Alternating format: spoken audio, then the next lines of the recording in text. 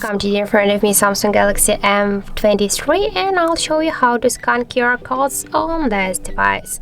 So first you should open the notification panel, and here on the top bar somewhere you'll find this scan QR codes icon. Just click here once on this icon, and now just you should find the QR code. So we'll do this by this way.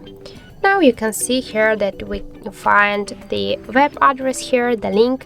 We can copy this link just and then open it in browser, or just to share with someone, or just we can open this link directly in our default browser. And now you can see okay, we'll just open the another one. I don't know why we'll just do that, so we'll try to do this again.